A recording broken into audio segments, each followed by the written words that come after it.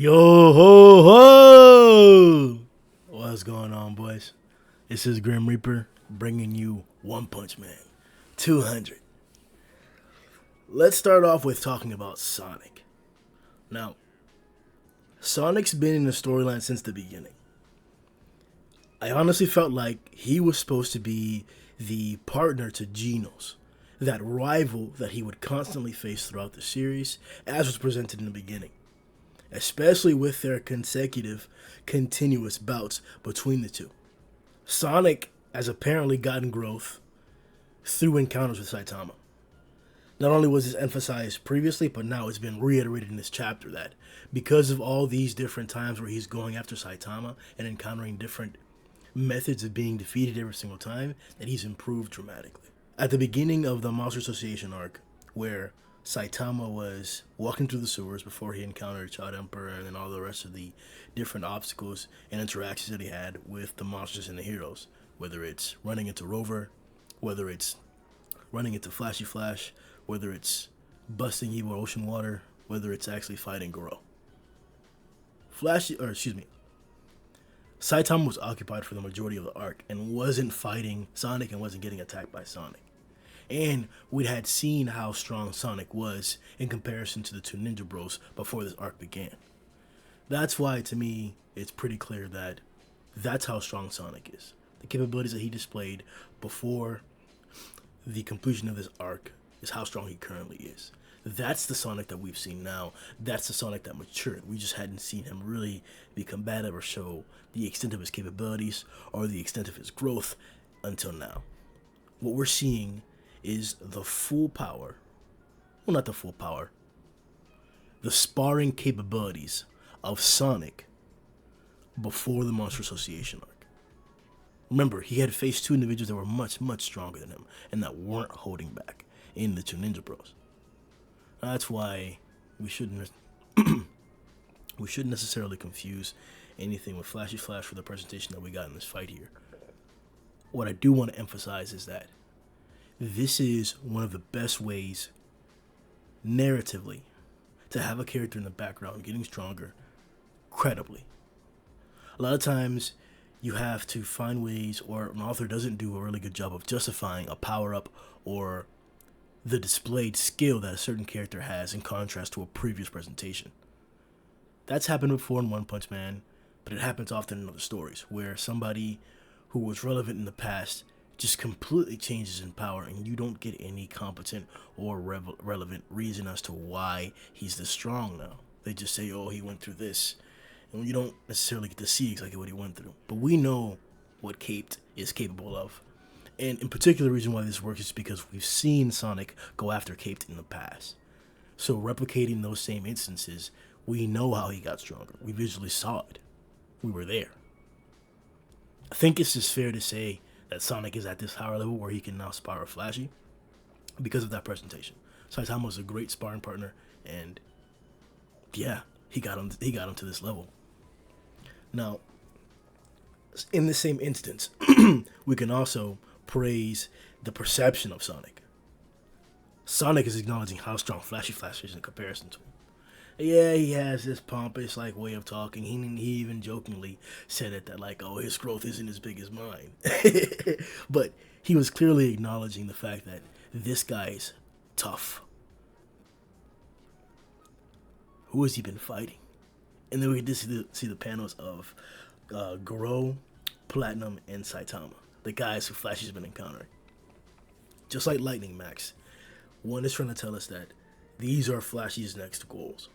And that's crazy.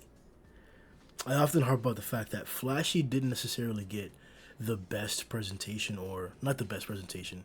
He didn't get as many fights as everyone else did, or as much screen time as everyone else did. And that kind of takes away from the character.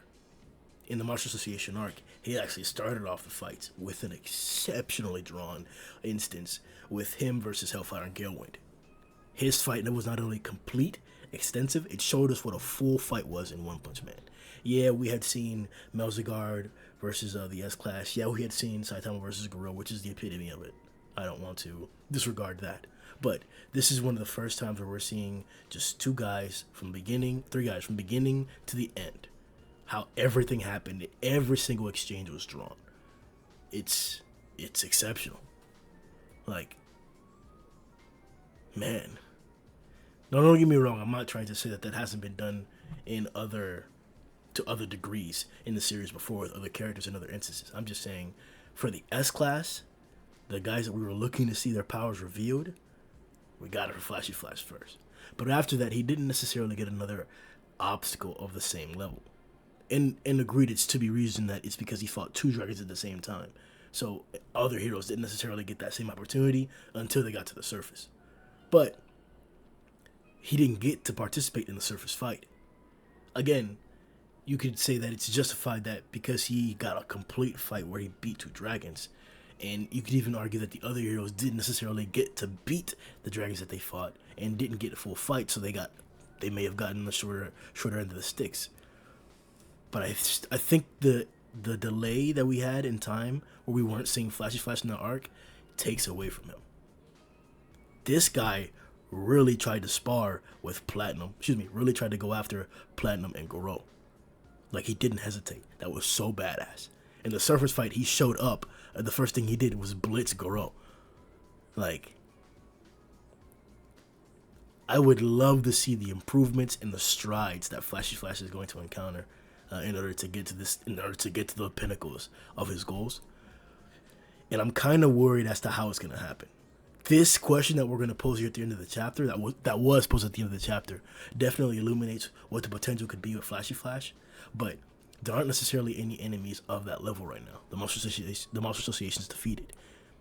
We are hearing that the assassinations have ended. The assassination attempts have ended on Flashy Flash's life. He's killed them all. So what more does he really have to do to, like, refine and maintain that skill? Is he gonna have to go to Saitama too, just like Sonic is doing? I'm anticipating that the question that we have to answer here about what's going to happen to these two guys is probably what's going to resolve that issue. The ninja that was giving a message to Sonic and Flashy, I don't know why we paid so much attention to him, because it kind of sounded like he was just talking trash. But in a reread, one was trying to emphasize something there. The only thing that I could honestly think of is that, or the only question that came to mind was, what do you mean by you're gonna wish that you could have died by us? Like, straightforward, that's clearly saying that the method in which Empty Void's going to kill you is much more devious and painful and torturous than the method that we were going to kill you. Quick and assassinatory, as it were, if that's a word. But that doesn't necessarily seem to, like, mesh, because he's clearly starting off by offering them a power with a cube. And that's always been the assumption, that they were going to get offered, if not killed right away. But they were going to be offered, for sure. So what, like, is he just misinterpreting, like, what Void's intentions are? Has he seen how vicious Void has been in the past and is assuming that they're going to receive the same treatment because they have no reason to believe otherwise? Remember, these people don't know about the God scenario. Why exactly does he think that? Like, was there always something nefarious, two-sided about receiving the blessing of God? Because so far, we've only gotten the benefits. We've only talked about the blessing itself. That's kind of what people aren't necessarily talking about at all in reference to God. What's the downside of getting this power? Sure, you're in servitude of God, but it happens to be the majority of the people who've been blessed have been villains, if not all of them. So maybe it's not that there's a nefarious intention that comes with the power, but maybe the individuals who he's targeting have those nefarious intents already. That's kind of what we already understand and assume, because they're all villains. But what if there is a double-edged sword to receiving God's power?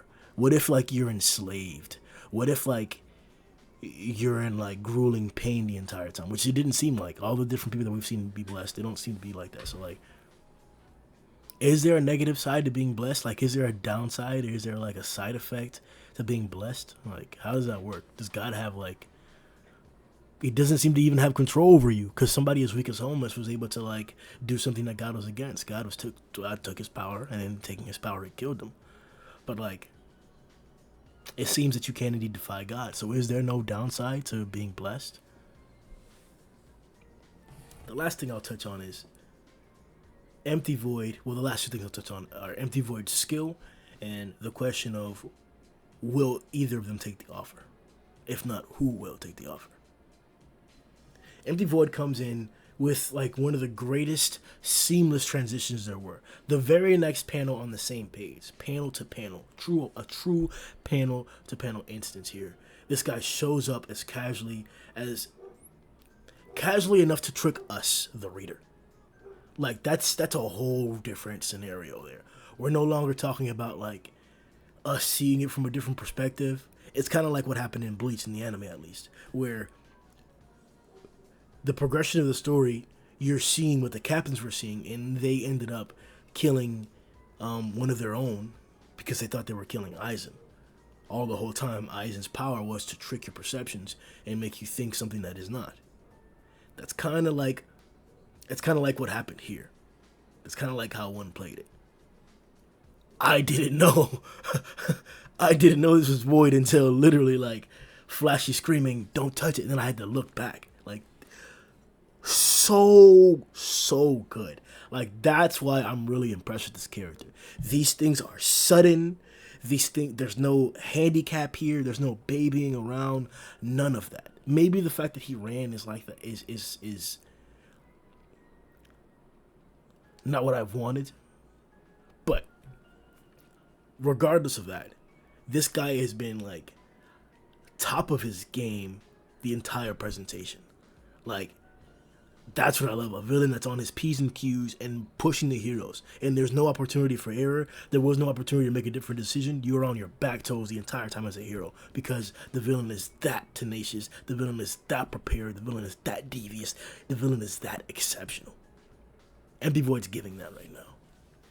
Now, Flashy isn't power hungry. Sonic is. We've had this conversation before. If the guy was willing to even try a cell to get stronger, we know that his burning desire is the goal of competing and beating Saitama. So he has all the incentive there. That's what Garou wanted too. The fist that turned against God.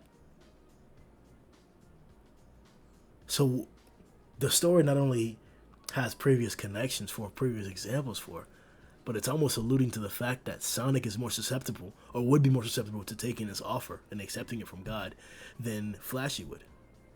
To me, the only saving grace here is if they manage to interpret that this presentation or this vision that they're seeing is a farce and that it's not really what's going on. So that's why they would reject whatever's happening there. Aside from that, though, Garou slapped his hand and got power. So how's this going to work for Sonic? I don't think Flash is going to be the one to take it, and I would be surprised if that's the case. What I'm assuming is that Sonic's going to take the blessing, and Void's going to leave, and then Sonic's going to, in turn, kill Flashy Flash, or try to kill Flashy Flash. And that's when Blast or Saitama will come in and intervene, or something will happen with the sword. Maybe even Flashy Flash will be incapacitated, and he doesn't take the offer, though, so Void takes him to a certain place to imprison him and whatever the case may be. I don't know how that's going to play out exactly, but my bet is on that Sonic takes the offer and Flashy doesn't, or neither of them do in the second offer, or the third option would be, no, those are the only two options. I don't think Flashy's going to accept the deal. That would be, that would be weird. But it's, yeah, that would be weird. Like the video, subscribe. I'm excited for 201. Yo ho!